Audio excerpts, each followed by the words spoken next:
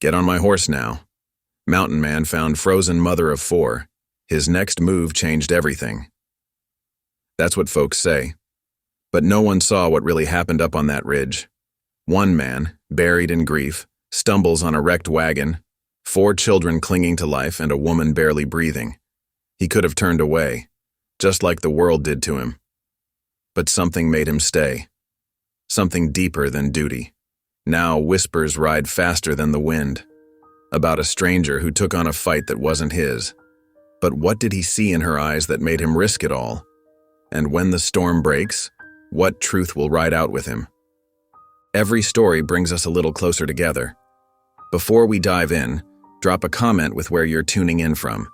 It's a joy to see how far this family of listeners reaches. The February wind whistled through the Colorado foothills, sharp as a knife's edge. Gideon True pulled his wool collar higher, squinting against the late afternoon light. His mule, Patient, suddenly lifted her head and snorted, steam rising from her nostrils in the frigid air. "What is it, girl?" Gideon's weathered hand reached for her bridle, steadying her. Through the swirling snow, he spotted something dark against the white landscape.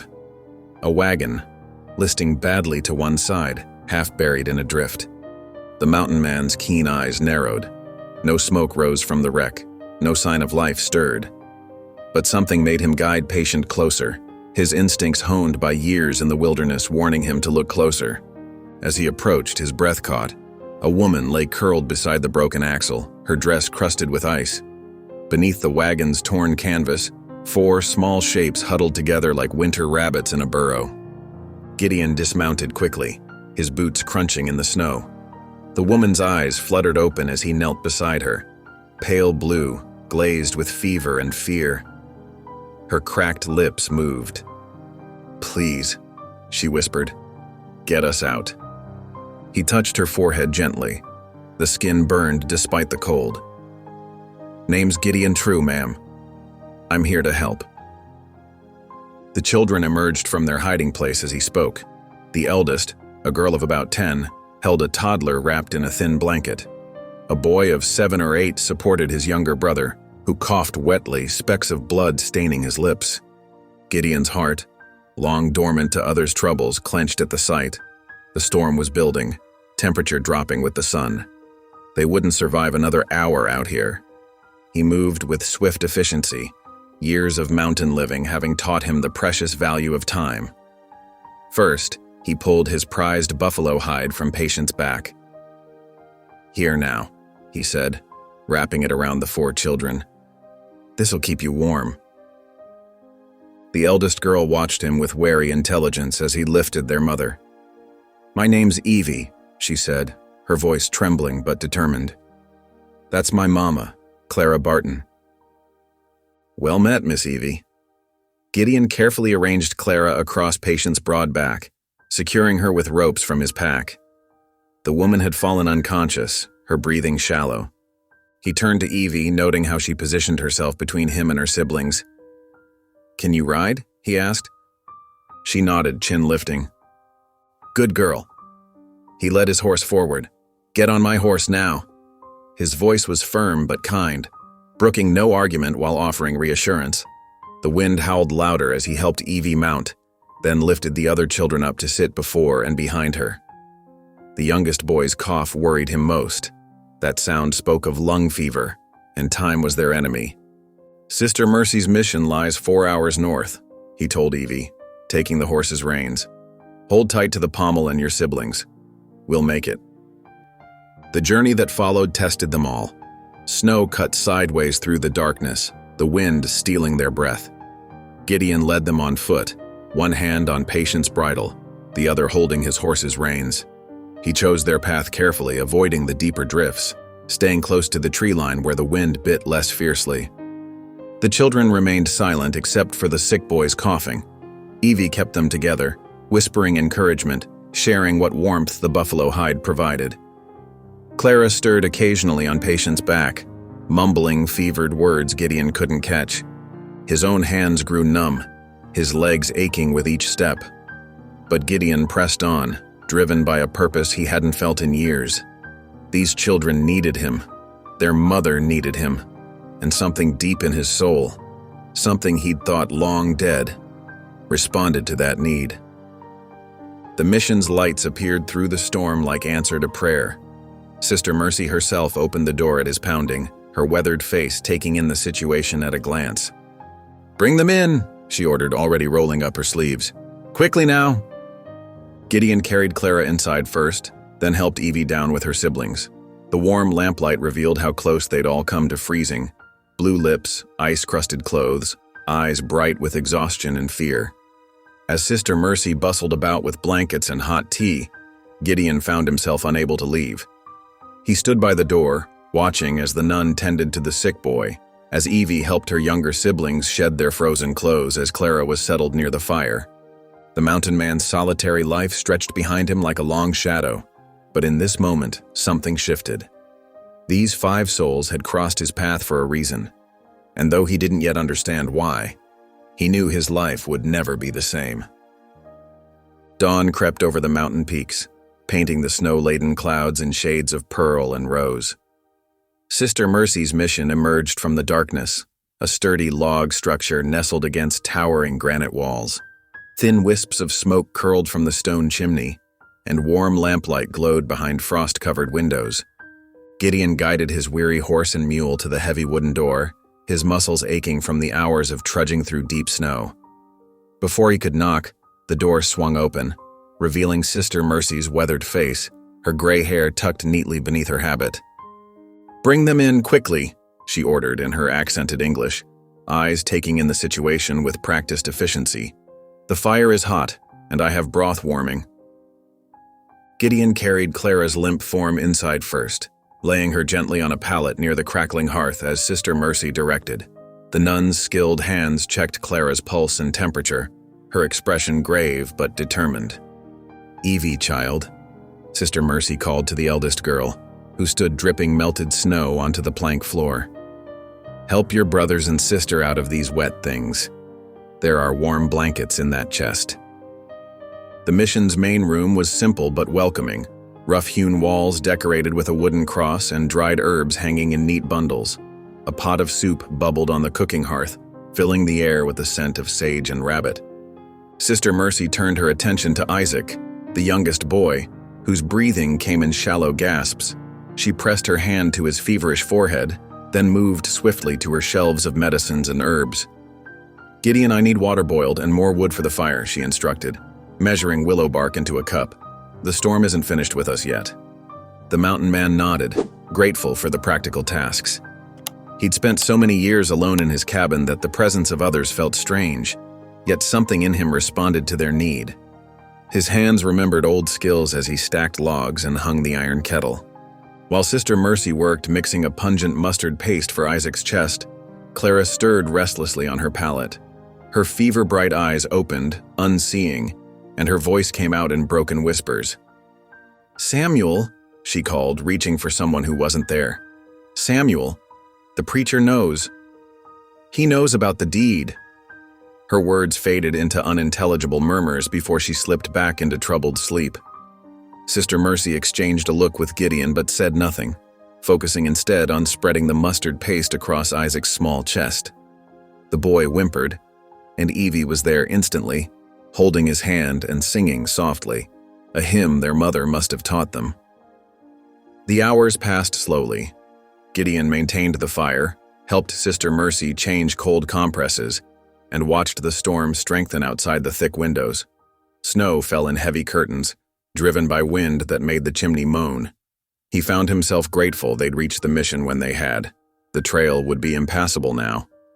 As night settled in, the children slept bundled together on pallets near their mother. Sister Mercy dozed in her chair, worn out from hours of nursing.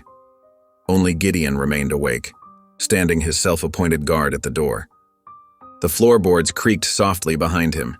He turned to find Evie approaching, a blanket wrapped around her shoulders like a shawl. Her face, cleaned of trail dust, showed a maturity beyond her years. "Thank you," she said quietly, careful not to wake the others. "For saving us. For bringing us here." Gideon shifted uncomfortably at her direct gaze. Anyone would have done the same. Evie shook her head. No, they wouldn't. You're not like the men back in Kansas. She glanced at her sleeping mother, worry creasing her young brow. They weren't kind like you. The mountain man looked out into the darkness, troubled by her words and the weight of whatever story lay behind them. What had driven a woman and 4 young children to attempt a mountain crossing in the dead of winter? What were they running from? Or to? The wind howled outside, rattling the window frames, but inside the mission the fire crackled steadily. Clara's fever whispers about preachers and deeds echoed in Gideon's mind as he maintained his vigil through the long night, watching over these unexpected souls who had crossed his path and stirred something long dormant in his heart. Morning light filtered through the frosted windows of Sister Mercy's mission, casting pale squares on the wooden floor. Clara Barton's fever had broken during the night, and her eyes opened with new clarity. She pushed herself up against the rough wall, accepting a cup of steaming willow bark tea from Sister Mercy's weathered hands. "Easy now," Sister Mercy cautioned, adjusting the blanket around Clara's shoulders. "You've had quite an ordeal." Clara's gaze found her children, all 4 sleeping soundly on their pallets. The youngest, Isaac, breathed easier now, his chest rising and falling in a steady rhythm. Relief softened the lines of worry on her face. Gideon sat on a wooden stool near the hearth, whittling a piece of kindling. He looked up when Clara cleared her throat. "I owe you an explanation," she said, her voice rough but steady, "and my deepest thanks for saving our lives." Sister Mercy settled into her rocking chair, her knitting needles clicking softly as Clara began her story. "My husband, Samuel Barton, he had Cherokee blood, his mother's side." Clara's fingers traced the rim of her cup. "He owned land in Kansas, good bottomland near the creek. Had the deed and everything, signed proper and legal." Her voice caught. "When the fever took him last spring, I thought we'd manage. The children and I worked hard, kept up the place." Gideon's knife stilled against the wood as Clara continued. "Then Preacher Knox started visiting, talking about railroad men needing right-of-way. Said Samuel's deed wasn't valid on account of his bloodline." Anger flashed in her tired eyes. "Started pressing other families like us too, anyone with native blood or tribal papers. Said it wasn't Christian for savages to own Christian land." Sister Mercy's needles stopped clicking. "Lord have mercy on such twisted hearts," she murmured, making the sign of the cross. "When they burned the Miller family's barn," Clara's voice broke, "I knew we had to run. Samuel had told me about the Cherokee agency in Colorado, said they might help if trouble came." She reached beneath her shawl and withdrew a weathered envelope. "I have a letter from Chief Tallwater himself. He knew Samuel's people." Sister Mercy leaned forward. "The Fort Bidwell agency might indeed help. They've handled tribal land claims before, if proper documentation is shown in person." She glanced at the window, where snow still fell steadily. "But the journey is treacherous this time of year." Gideon stood, his presence filling the small room. "I know the way to Fort Bidwell. Could take that letter for you, while you and the young ones heal up here." Clara clutched the envelope tighter. "The agent needs to hear our story firsthand. Evie." She looked at her eldest daughter, who had woken and now sat listening intently. "Evie could go. She knows everything that happened, and she's strong like her father." "Mama, I can do it," Evie said firmly, her young face set with determination. Gideon studied the girl thoughtfully. Despite her youth, there was a steadiness about her that reminded him of mountain granite. Clara held out the precious envelope. "Will you take her, Mr. True? Keep her safe and help her tell our story?" Gideon accepted the letter with careful hands. "You have my word, ma'am." That evening, after the others had settled in for the night, Gideon sat on his bunk in the mission's small side room. He held the letter close to the lamplight, reading Chief Tallwater's careful script. The words spoke of ancient boundaries, of promises made and broken, of a people's right to call the land their own. His weathered brow furrowed as he folded the letter carefully away. "This ain't just about land," he muttered into the quiet room. "It's about who gets to call something theirs." The snow fell silently outside his window, and somewhere in the distance, a lone wolf called out to the night. Gideon thought of Clara's quiet strength, of Evie's determined face, of a deed that meant more than just paper and ink. Tomorrow they would begin preparations for the journey to Fort Bidwell, but tonight, he sat with the weight of their trust and the gravity of the task ahead. The mission's weathered door creaked open before dawn, spilling lamplight onto fresh fallen snow. Stars still glittered in the ink-black sky as Gideon secured the last bundle to his mule. The air bit sharp and clean, promising a clear day for travel. Clara stood in the doorway, wrapped in Sister Mercy's spare shawl. Her face was pale but composed as she helped Evie button her worn wool coat. The girl wore 3 pairs of stockings and carried her father's old scarf wrapped around her neck. "Remember what I taught you about staying warm?" Clara whispered, pulling Evie close. Her fingers trembled as she smoothed her daughter's hair. "Keep moving your toes in your boots. Don't let snow get inside your collar."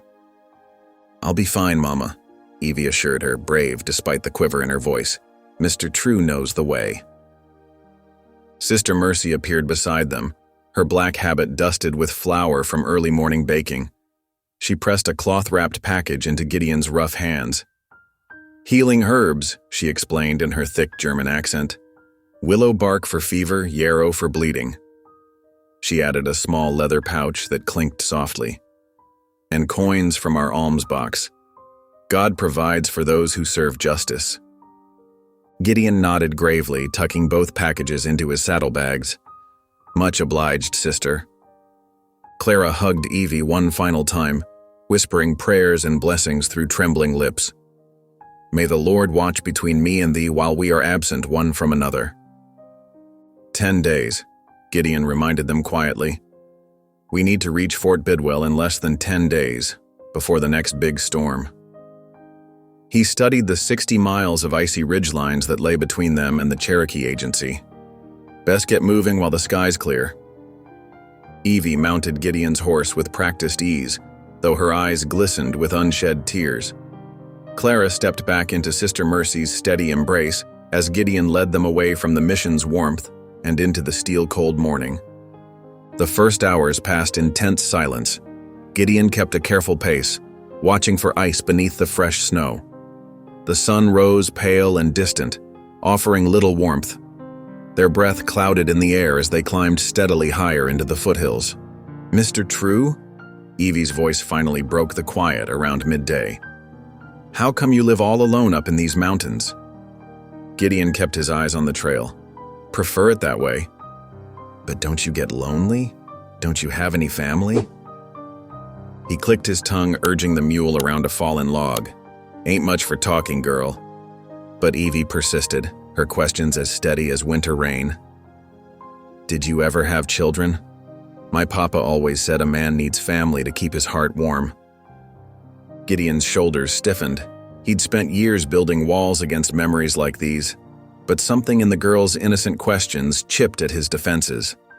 When darkness fell, they made camp beneath snow-laden pine boughs.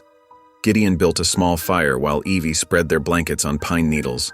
The flames cast dancing shadows as they shared Sister Mercy's journey, bread and dried beef. "Lost my wife and baby in 71, Gideon said suddenly, his voice rough as bark. "Fever took them both in 3 days' time." He stared into the fire, seeing ghosts in its depths. "Sometimes you run from grief so far you forget what it feels like to care." Evie's face softened with understanding beyond her years. She pulled her father's scarf tighter around her shoulders. "But you stopped running, didn't you? When you found us in the snow?" Gideon poked at the fire, sending sparks swirling up toward the stars. He had no answer for her, but something shifted in his chest, like ice breaking up on a spring river. The fire crackled between them, and somewhere in the darkness, an owl called softly. Evie's quiet warmth seemed to fill their small circle of light, pushing back the shadows of old grief. They sat in companionable silence, watching the flames dance and listening to the wind whisper through the pines. Dawn broke cold and gray on their third morning. Fresh snow had fallen overnight, leaving pristine drifts that sparkled like diamond dust. Gideon studied the sky with a furrowed brow while adjusting Evie's saddle straps. "Storm blew through harder than I reckoned," he muttered. noting how the wind had sculpted the snow into treacherous waves. "Stay close behind me, girl. These drifts can hide all manner of trouble." They rode single file through the morning, their mounts struggling against knee-deep snow. By midday, they reached Cold Creek, where the old timber bridge had collapsed under the weight of ice and snow. Broken beams jutted from the rushing water like broken bones. Gideon dismounted to survey the damage, his boots crunching in the fresh powder. "Can't ford here. Water's too swift and deep. We'll have to detour through Thunder Canyon." "Is that bad?" Evie asked, pulling her father's scarf tighter around her face. "Adds half a day to our journey, but it's our only choice now." They turned east, following a narrow trail that wound between towering rock walls. The canyon funneled the wind into bitter gusts that made their eyes water. As they rounded a sharp bend, they came upon an unexpected sight. A heavy freight wagon stuck fast in a shallow gulch, its rear wheels spinning uselessly in the mud and snow. A tall black man in a weathered coat was working to free the wheels, placing rough-cut branches for traction. He looked up at their approach, his face breaking into a surprised smile as he studied Gideon. "Well, if it ain't Gideon True," he called out, straightening up. "Last time I saw you was back in '65, running supplies past Missionary Ridge." Gideon squinted, recognition dawning. "Obadiah Johnson? Didn't expect to find you this far west." "Goes by Obi these days," the teamster replied, walking over to greet them. His eyes fell on Evie, and his expression softened. "Who's your young traveling companion?" "This here's Evie Barton," Gideon said, "Samuel Barton's girl." Obi's face lit with recognition. "Samuel Barton? Lord above, I rode with your papa during the war. He was the finest scout in the whole Union supply train." He removed his hat respectfully. "I was mighty sorry to hear of his passing." Together, the men managed to free Obi's wagon using boards and rope. As thanks, Obi insisted they share his evening camp, setting up in a sheltered hollow away from the wind.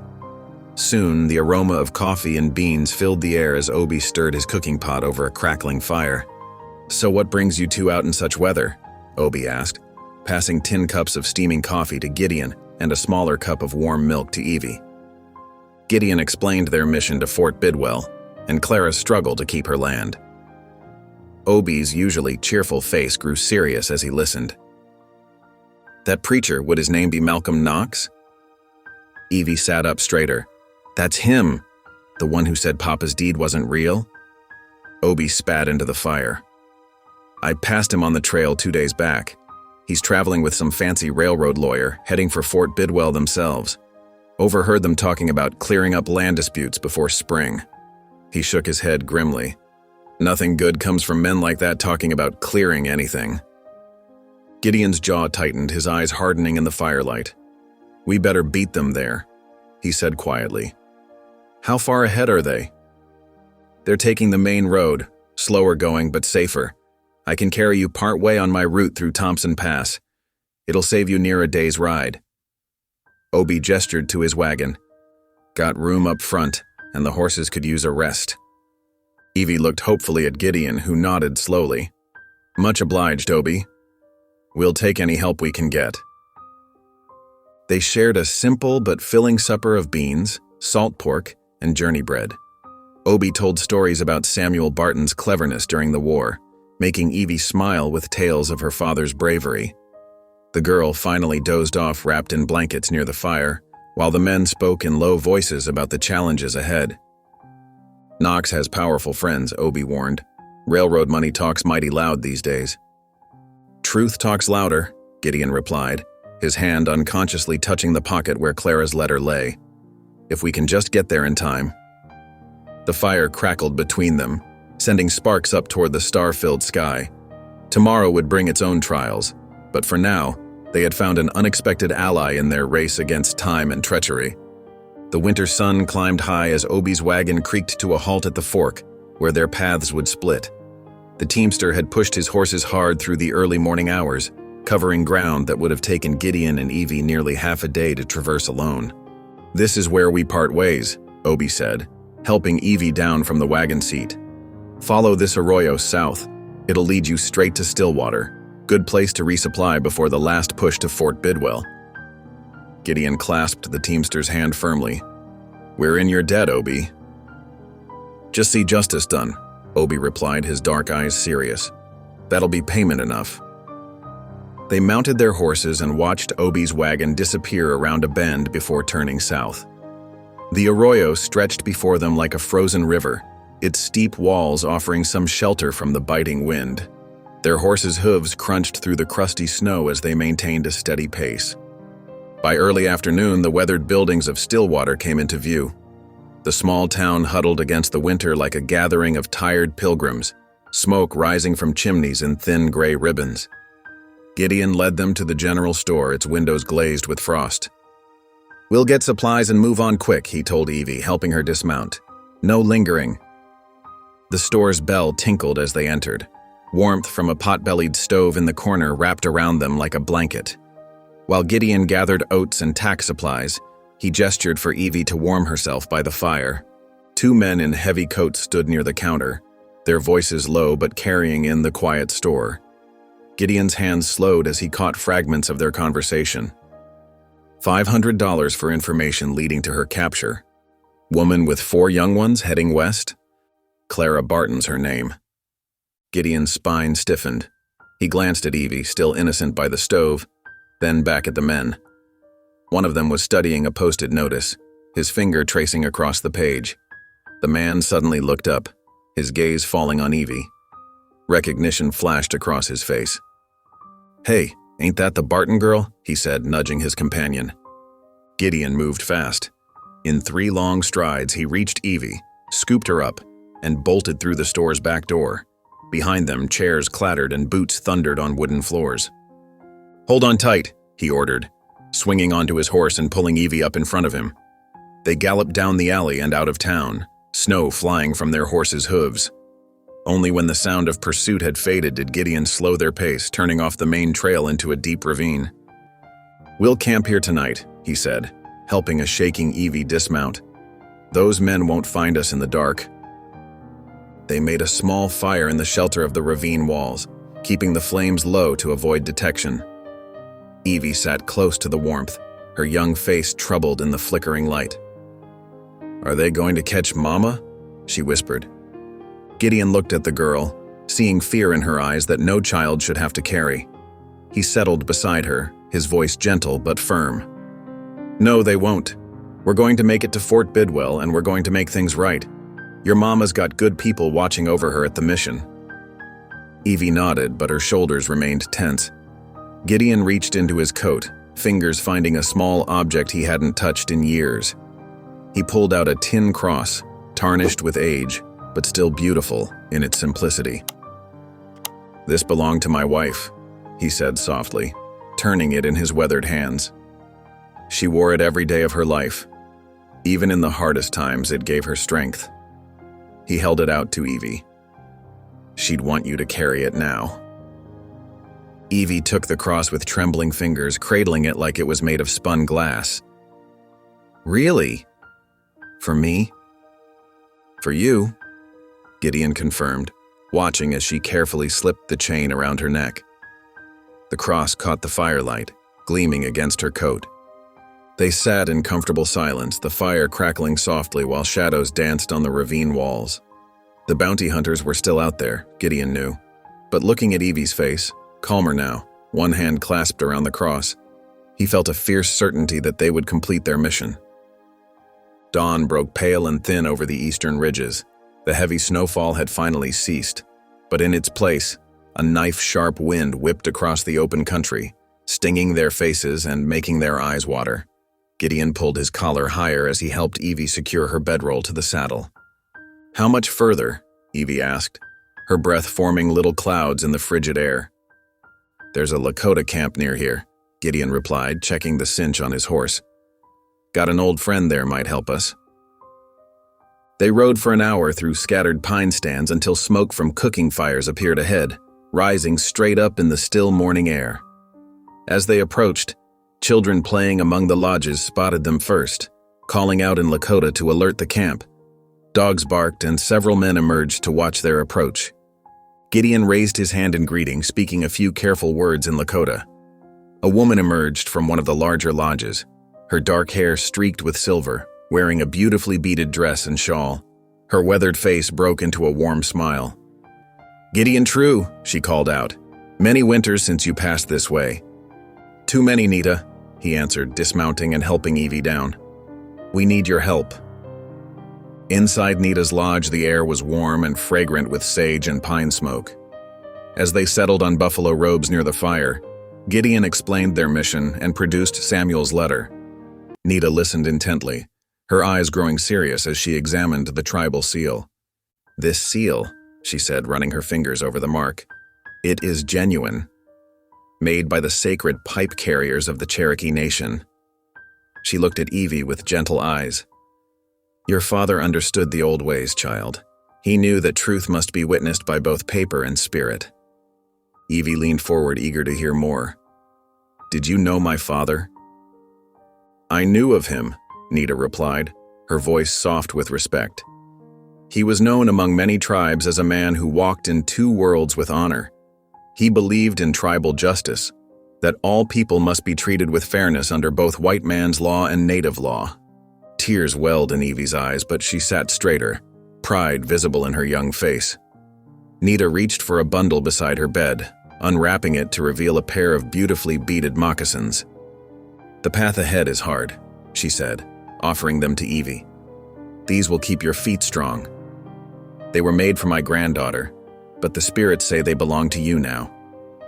While Evie tried on the moccasins, a young man entered the lodge, stamping snow from his boots. He wore agency scout clothing and carried a Winchester rifle across his back.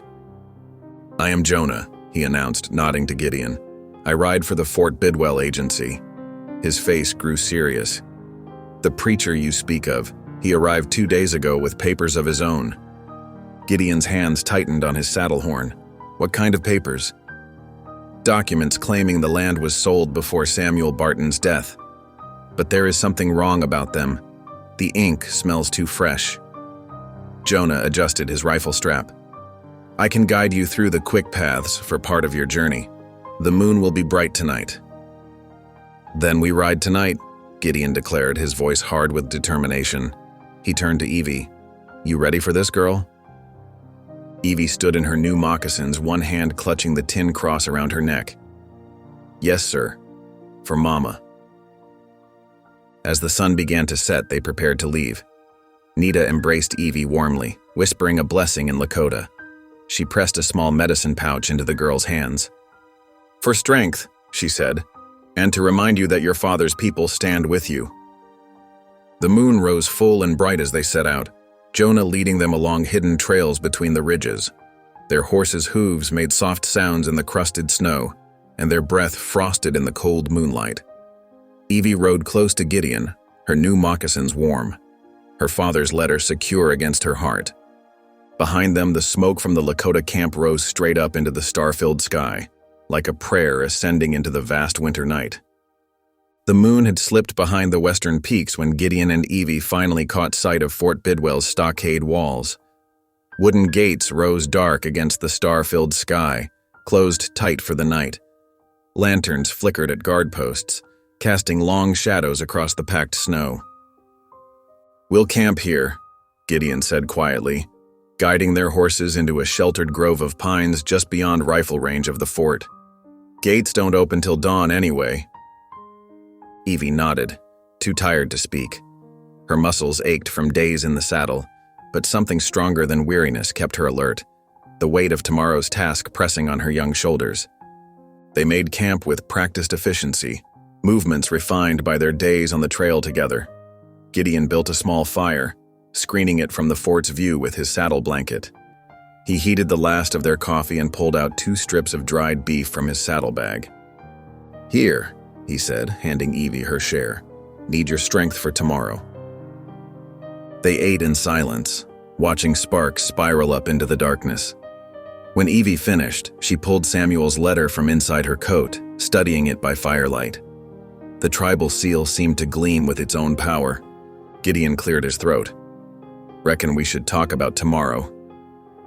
Evie looked up, her face serious beyond her years. "Yes, sir." "There'll be a hearing room," he began, poking the fire with a stick. "Judge will be there, maybe some army officers too. That preacher and his railroad friends, they'll try to make us look foolish." He paused, choosing his words carefully. "Might be some folk laugh at what we say, on account of your pa being Cherokee and all." Evie's chin lifted. "I ain't ashamed of pa." "No reason to be," Gideon agreed. "But here's what matters, girl. Truth stands up straight, no matter who tries to bend it. When they ask you questions, you just tell it plain as you know it. Don't let them fancy words tangle you up." "Like when pa used to say, 'Truth's like water, finds its own level'?" Evie asked. Gideon's weathered face softened. "Exactly like that." He studied her across the fire. "You scared?" "Some," she admitted. "But Mama needs us to be brave." The old mountain man nodded, something stirring in his chest he hadn't felt in years. "Evie," he said slowly, "been a long time since I done this, but would you mind if we prayed?" Surprise flickered across her face, followed by a smile that reminded him painfully of his own daughter. "I'd like that, Mr. True." Gideon removed his hat, holding it awkwardly in calloused hands. Words came rough at first, then smoother, like a creek breaking winter ice. "Lord, been a stranger to you since Sarah and the baby passed. Figured you was a stranger to me too. But this girl here, she needs your help tomorrow.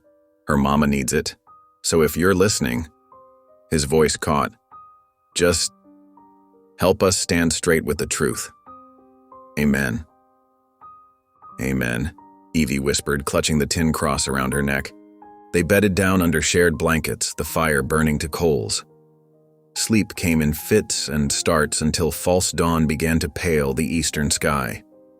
They rose without speaking, packed their gear, and brushed down their clothes as best they could. The fort's gates creaked open just as sunrise painted the mountain peaks gold. Gideon and Evie walked their horses through, drawing curious stares from soldiers and civilians alike. They tied their mounts at the agency office hitching rail, took a moment to straighten their trail-worn clothes, and climbed the wooden steps. Evie held the letter in both hands, protecting it like the precious thing it was. Her new moccasins, Nita's gift, made soft sounds on the plank floor. Gideon walked beside her, his spurs quiet, back straight, despite the weariness in his bones. The agency waiting room fell silent as they entered.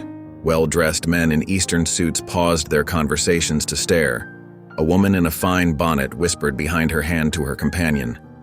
Near the clerk's desk, a man in preacher's black turned to watch them approach, his face going still as stone.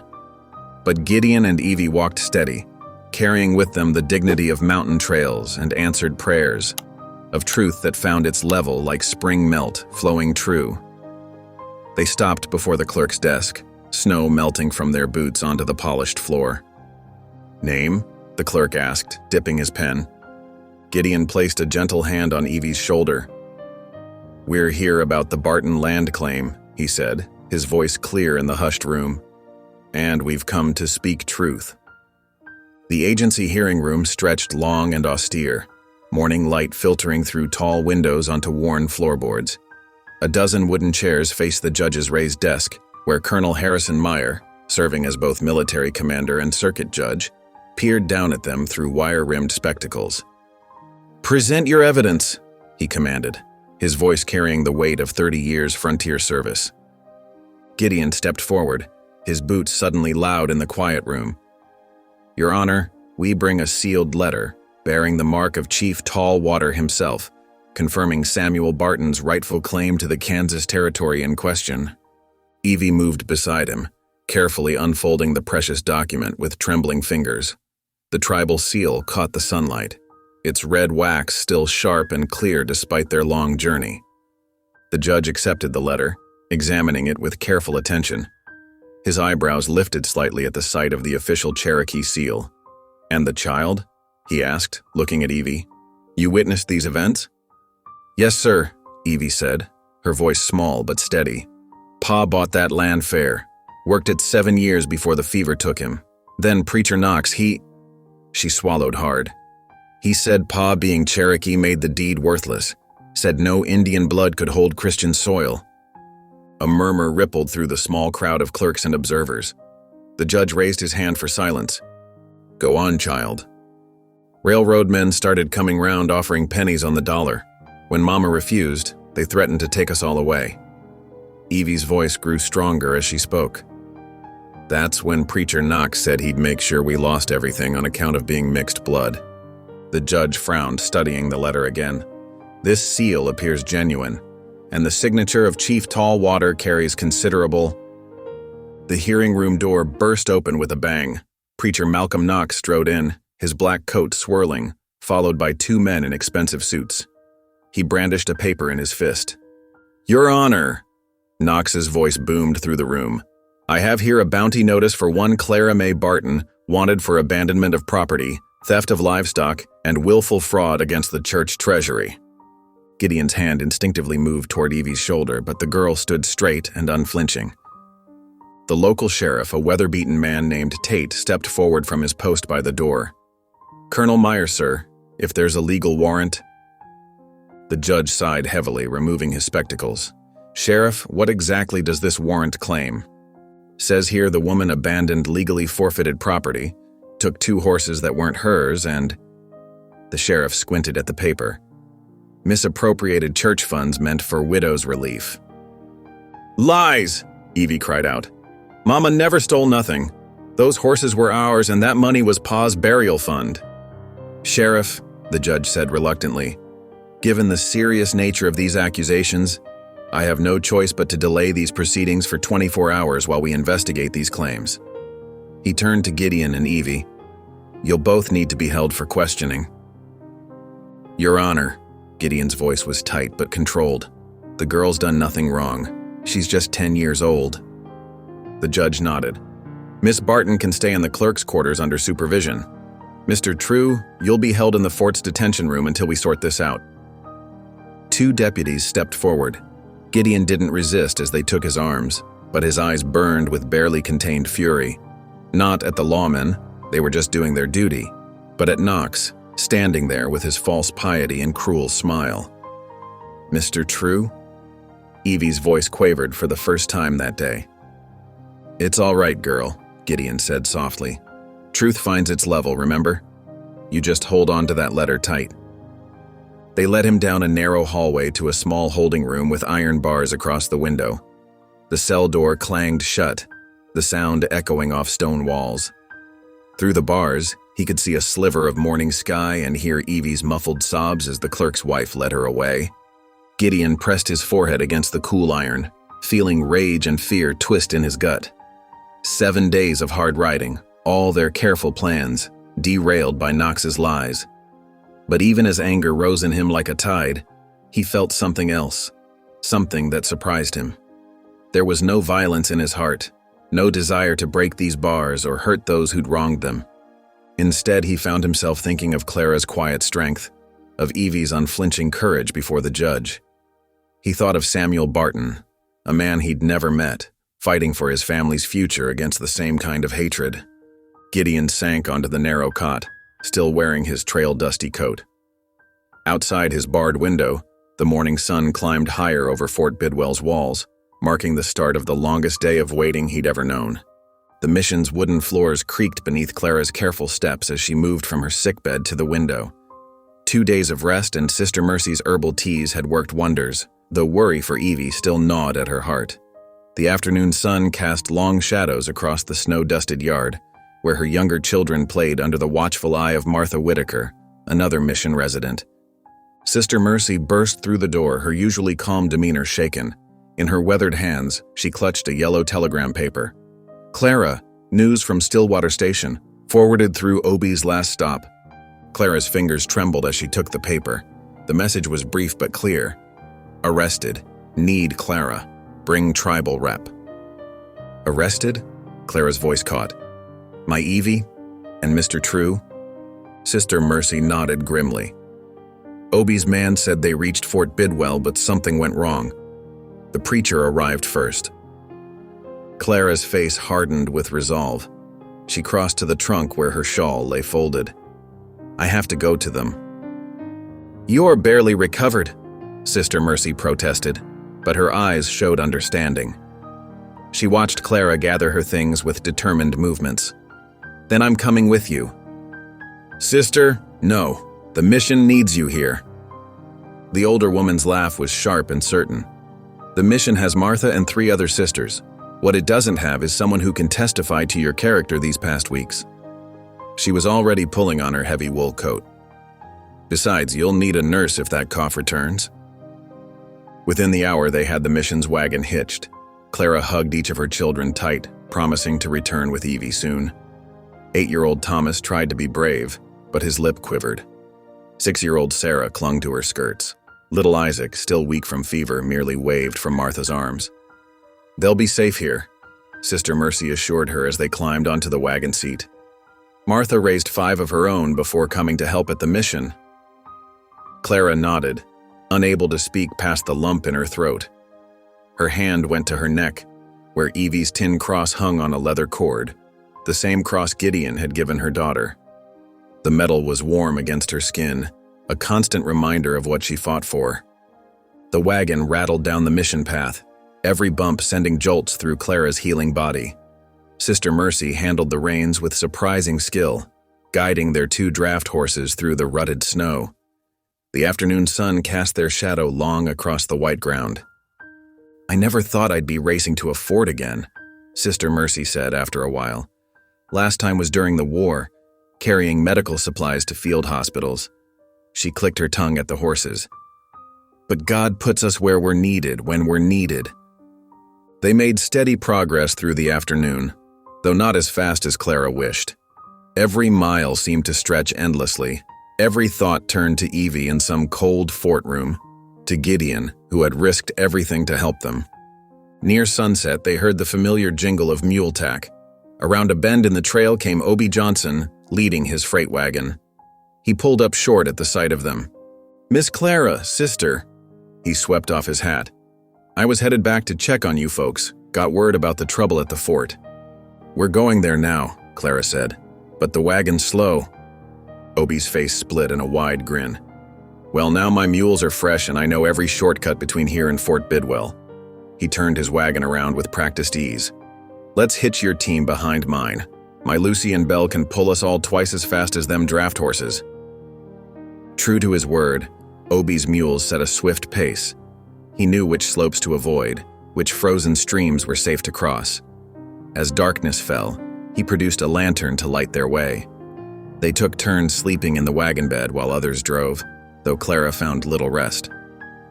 She held the tin cross tight, remembering Evie's birth during a Kansas thunderstorm, Samuel's proud tears as he held their daughter. "I won't let them take your legacy," she whispered to the night sky. "Not your land, not your children's future." Sister Mercy reached over to squeeze her hand. "The Lord moves in mysterious ways, Clara. He brought Gideon to you in that storm. He put Obie on our path, and now we're all part of your fight." The mules pressed on through the darkness, their steady hoofbeats carrying Clara closer to her daughter, to justice, to whatever challenge waited at Fort Bidwell.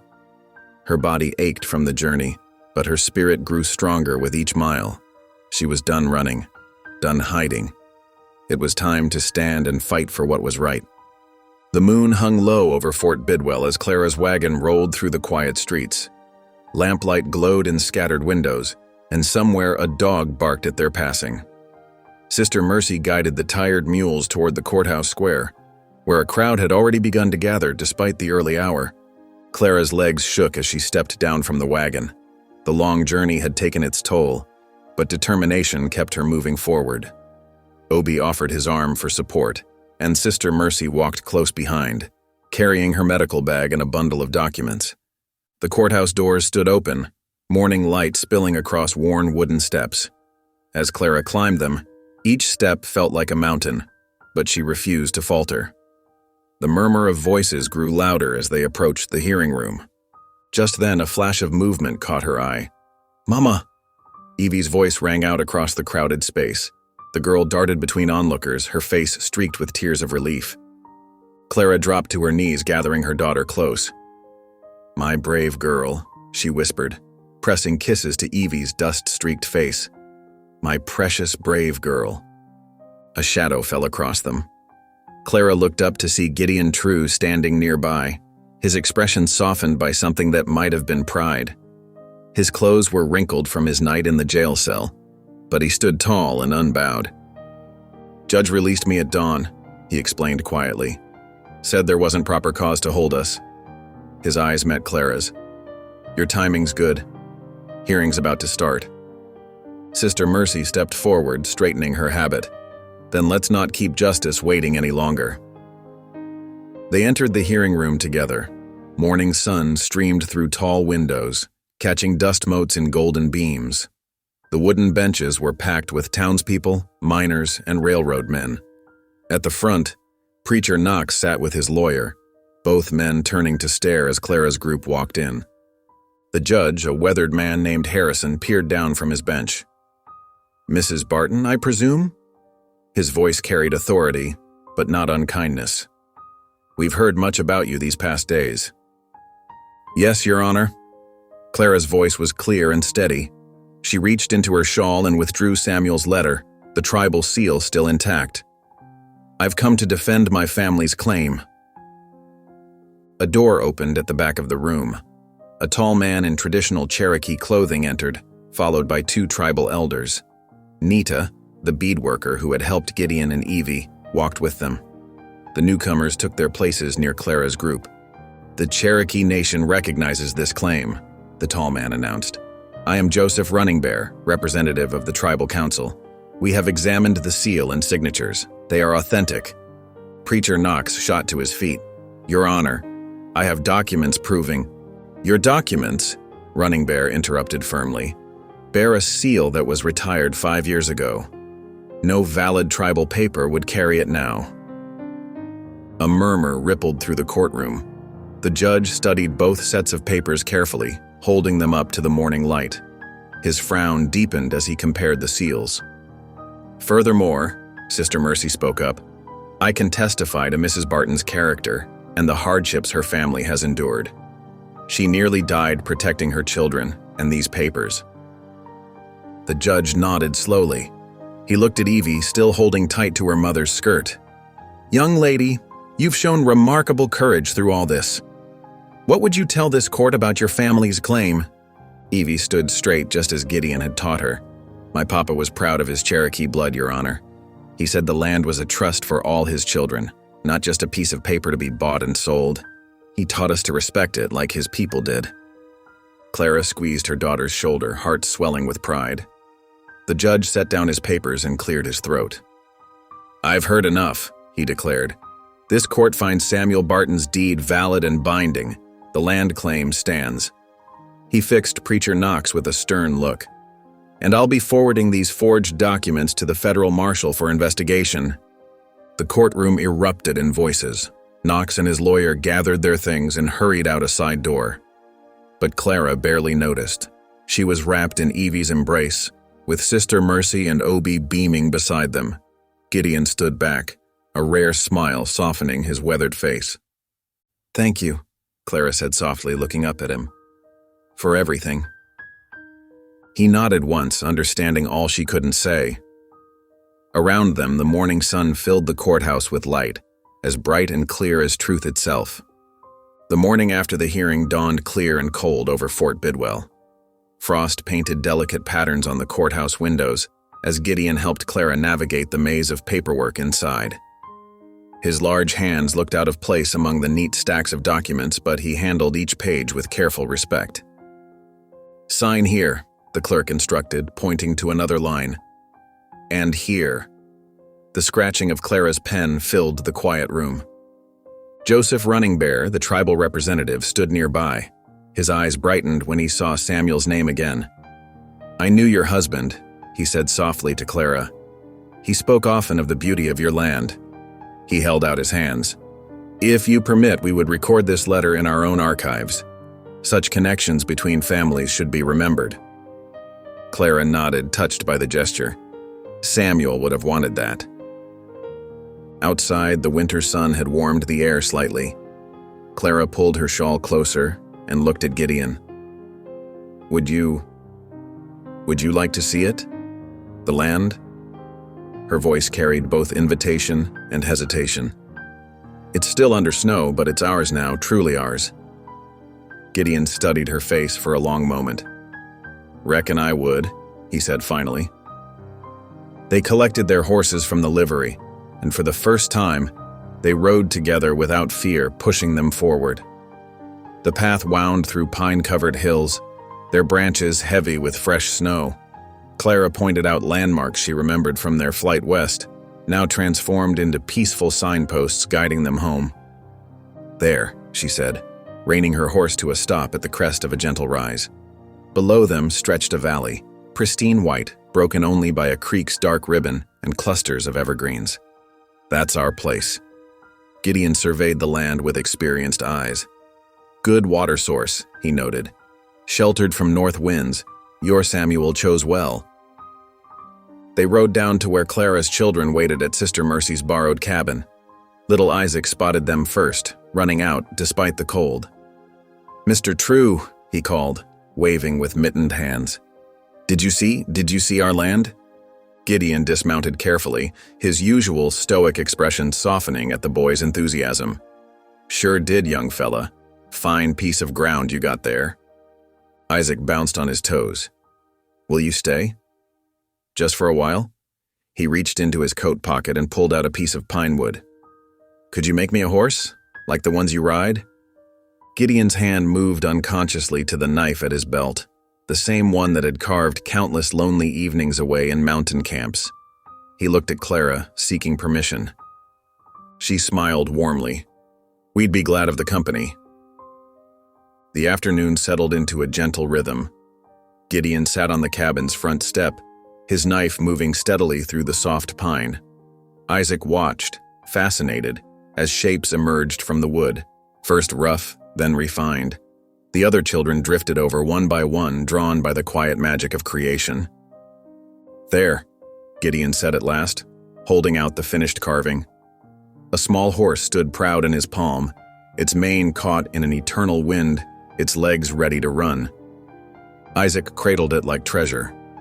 "It's perfect," he whispered, "just like I dreamed it."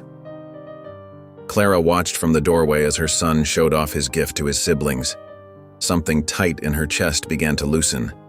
Here was peace she hadn't dared hope for, her children laughing, the land secure beneath their feet, and this quiet man who had risked everything to help them find their way home. Gideon caught her gaze and nodded slightly, understanding passing between them. He wasn't running anymore, and neither were they. Sometimes healing came not in grand gestures, but in small moments. A carved horse, a child's trust, a future opening like spring after the longest winter. The sun was setting when Evie brought out cups of Sister Mercy's herb tea. They sat together on the step, watching the valley turn golden, then purple with evening. Isaac fell asleep against Gideon's side, the wooden horse still clutched in his small hands. Clara touched Gideon's arm gently. "Thank you," she said, "not just for the carving, but for everything. For becoming our friend." Gideon looked down at the sleeping boy, then out at the land that had drawn them all together. His voice was rough with emotion when he finally spoke. "Reckon I needed remembering what friendship feels like." The first stars appeared above the mountains, bright and clear in the winter sky. Below them, the valley waited for spring, for new beginnings, for all the possibilities that come with healing hearts and open horizons. The prairie wind carried a gentler touch as March yielded to April.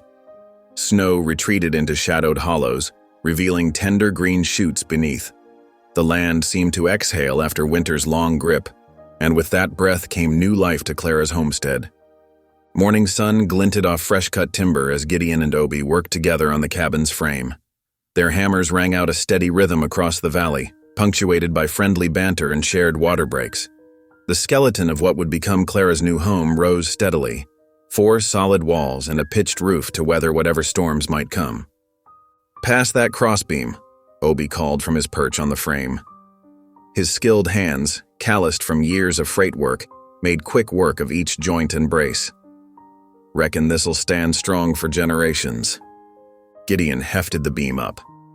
"That's the aim," he said, his usual terseness softened by satisfaction in their progress. The cabin was modest, but well planned. with windows positioned to catch both morning and evening light. Children's laughter drifted up from the creek where Isaac and his siblings splashed through the spring melt, their winter pallor giving way to sun-kissed cheeks. Their voices carried clearly now, no longer muffled by snow or worry. Even little Isaac, fully recovered from his fever, chased butterflies through new grass with boundless energy. Near the cabin's future doorway, Sister Mercy knelt in freshly turned earth. Her weathered hands worked methodically, tucking seeds into neat rows. "The Lord provides the sunshine," she hummed, "but we must plant the seeds." She had brought starts from her mission garden, hardy vegetables and healing herbs that would flourish in the mountain soil. The afternoon sun hung low when Evie came running up the path from the temporary schoolhouse in town. Her slate clutched proudly to her chest. She could hardly wait to show her mother the day's accomplishments. "Mama, look!"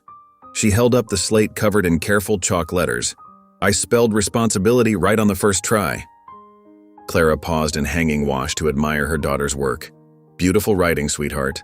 Your father would be so proud of your learning." Gideon climbed down from the roof frame, wiping his brow, though he still kept to his line shack most nights, preferring solitude's familiar comfort. His daily visits had become as natural as sunrise. He gathered his tools, preparing to head back before dusk. Clara watched him pack up, then squared her shoulders. "Gideon," she called softly, "would you stay for supper? It's the least I can offer for all your help." He hesitated only briefly before nodding, much obliged. Inside their temporary shelter, Clara worked at the cook stove while the children set out tin plates and cups. The aroma of cornbread and rabbit stew filled the small space. Sister Mercy had left for her evening prayers, but Obi joined them, contributing a handful of wild onions he'd found while working. They gathered around the rough-hewn table, shoulders touching in the cramped quarters. After grace was said, stories began to flow as naturally as the spring creek. Obi shared tales of his freight runs, while the children peppered Gideon with questions about mountain life. "Ever seen a real bear?" Isaac asked, eyes wide with wonder. "More'n a few," Gideon replied, then launched into a story about outsmarting a curious black bear that had raided his honey store. His deep voice took on an animated quality none of them had heard before, and when he reached the part about falling backward into a berry patch, something remarkable happened. Gideon laughed. The sound started low in his chest, rusty from disuse, then grew until it filled the shelter with warmth. The children giggled along, and Clara found herself smiling, not the careful smile of a widow bearing up, but one of genuine joy. As evening settled over the valley, lantern light gleamed on faces relaxed by good food and better company. The cabin frame stood solid against the darkening sky, its beams already holding the promise of home. In the garden patch, Sister Mercy's seeds took root in secret beneath the soil, much like the bonds growing between these people brought together by providence and choice. Through the open door, spring wind carried the scent of warming earth and new possibilities. Clara watched her children's bright faces, saw how naturally they included Gideon in their chatter, and felt something settle in her heart. This was more than survival now. This was the beginning of thriving. The evening wrapped around them like a well-worn quilt, pieced together from different cloths but stronger for the stitching. Here, in this shelter that would soon give way to a proper home, they had found something rare and precious. A family built not from blood but from trust, kindness, and the courage to begin again. The morning sun painted the prairie in strokes of amber and gold. Dew sparkled on new grass like scattered diamonds, and meadowlarks called their sweet songs across the awakening land. Gideon stood by the hitching post, adjusting the cinch on his bay horse's saddle with practiced hands. Isaac bounced around him like a jackrabbit, his small boots kicking up bits of earth. The boy's energy seemed boundless these days, now that spring had chased winter's shadows away. His dark eyes sparkled with curiosity as he watched Gideon's every move. "Where are we going?" Isaac tugged at Gideon's sleeve, nearly dancing with excitement. "Can I come? Please?" Gideon's weathered face softened, the way it always did around the children now. The corners of his eyes crinkled with warmth as he looked down at the eager boy. "We're just checking the ridge," he said, his voice gentle but firm. With one fluid motion, he reached down and scooped Isaac up. lifting him high into the air. The boy's delighted laugh rang out across the yard as Gideon settled him carefully onto the saddle. Isaac's small hands immediately gripped the horn, his back straightening with pride at being trusted with such a grown-up task. At the cabin door, Clara stood watching, drying her hands on her apron. The morning light caught the auburn highlights in her hair, and her smile held the kind of peace that comes from knowing you're exactly where you're meant to be. The home they'd built together over these past months stood solid behind her, a testament to persistence and shared purpose. The cabin's fresh-cut timber had weathered to a rich honey color, and morning glory vines were already starting to climb the porch posts.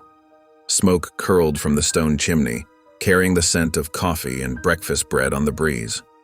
Sister Mercy's garden flourished beside the house, rows of young vegetables reaching toward the sun. Gideon's gaze lingered on the scene, taking in every detail. This place had become more than just a homestead. It was a reminder of everything they'd fought for, everything they'd built together. Not through blood ties or legal documents, but through something far stronger: grit, mercy, and unwavering faith in each other.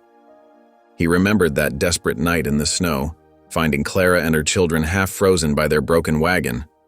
Back then, he'd been a man who'd locked his heart away, believing he'd never deserve another chance at happiness. But these people, this family, had shown him a different truth. Love wasn't about deserving. It was about choosing, day after day, to stay and care and build something lasting. Clara stepped off the porch, her boots crunching softly in the gravel. She reached up to adjust Isaac's collar, then handed Gideon a small bundle wrapped in checkered cloth. "Some biscuits for the trail," she said, her eyes meeting his with understanding. She knew these morning rides were his way of watching over them all, of making sure their home stayed safe. "Much obliged," Gideon replied, tucking the bundle into his saddlebag. His hand brushed Clara's briefly, and in that touch was the comfort of shared history, of trials overcome together. Isaac wiggled impatiently in the saddle. "Can we go now?